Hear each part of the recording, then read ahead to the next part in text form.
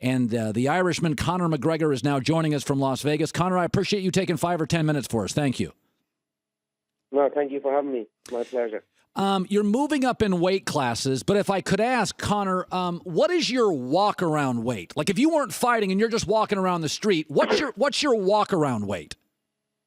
Well, right now, this second, as I've been having 2 breakfasts every morning, I've been literally going to bed full to the brim. I'm trying to eat as much as I can. I couldn't eat anymore, and I'm waking up underweight. So I'm just about underweight every time I wake up. But I have been literally non-stop eating, moving, sleeping. So are you comfortable with the weight you're fighting? You're ballooning up. Are you totally comfortable with the weight you have? Yeah, I'm eating plenty of food, but don't get me wrong, I'm not eating 2 cakes and a bar of chocolate. I'm eating plenty good meals. So it's a nice feeling to have a full belly.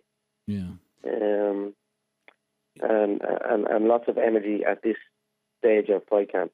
You use, like Muhammad Ali, what people would term as psychological warfare.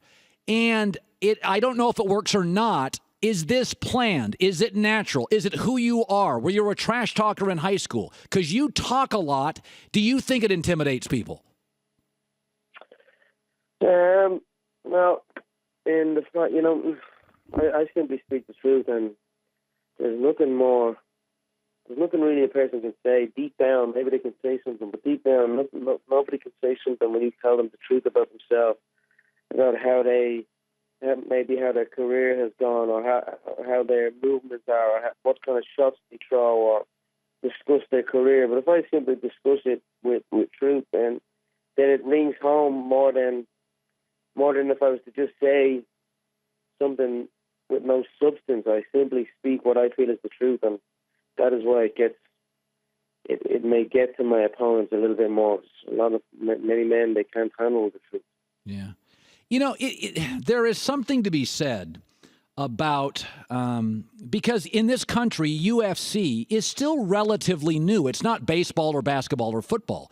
It is a new sport. It's an emerging sport. It is now becoming a very popular sport. Conor, when you fight and go into the ring, are you just fighting for Conor? Are you fighting for Dublin? Are you fighting for the sport? Who do you fight for? I suppose I fight for many things. I fight for myself. I fight for my family. I fight for my friends. I fight for my people, and then I fight for my support all over the world. I suppose every time it grows and grows, but ultimately it's security I'm fighting for. I'm fighting so I don't got to wake up and answer to nobody. I don't got to get dragged out of bed and told I need to do this and do that. And I fight for freedom. So I fight for freedom and freedom of movement in myself, and then my people as well.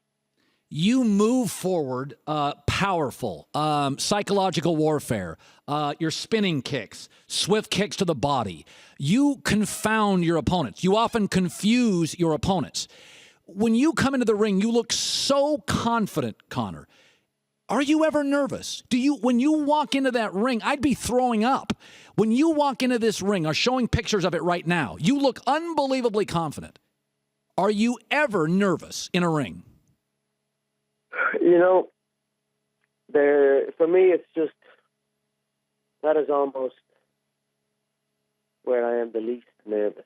Maybe other things I might get nervous. Funny enough, I was doing like the Conan O'Brien show, and these type of events, I might get a little bit more nervous for these unusual scenes than I would for walking out to the octagon. Walking out to the octagon or stepping into a cage is something I do literally every single day of my life. I step foot inside an octagon and train and compete, and so it's just another day for me. It's the part where, like I've said it before, I honestly feel I'm unshackling chains off of me when I make that walk. It's like it's freedom for me in there. So I get to go in, I have nobody to tell me again what I can do or how I can do it. I am free to paint a picture how I want.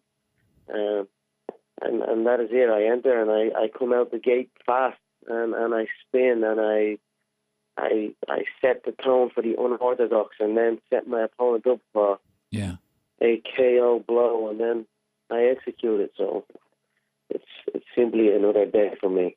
Conor McGregor, UFC featherweight champ, Saturday, MGM, March 5th, taking on Nate Diaz. They had an incredibly feisty press conference.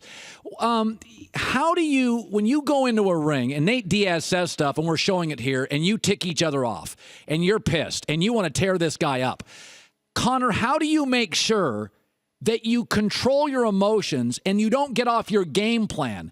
Could it be that Nate Diaz is trying to tick you off so you leave yourself vulnerable? How do you control your emotions when you really hate a guy? Well, again, I do not really hate Nate. I have no hate for any man that is on the same journey as me. Ultimately, we are all men chasing the same dream here, so I cannot hate a person that has the same dreams as me. And for me, it's business. There is no emotion in there. I go in and I decipher his movement, I decipher his reactions, and I make a trap for him, and I walk him into the trap. And whether situations in the fight are being verbalized, again, this is just another day inside the octagon. You know, well, they talk while they do their work. So Nate is no different than I am no different. So I'm sure there will be talking, but for me, it is business. There is no hate. It is simply cold. Something about Irish guys, they're always tough. I've never met a soft Irish guy, and Conor McGregor is another tough Irishman. He fights Saturday. Unbelievably exciting, pound for pound, as good as anybody in the sport. And Conor, thank you for coming on the show.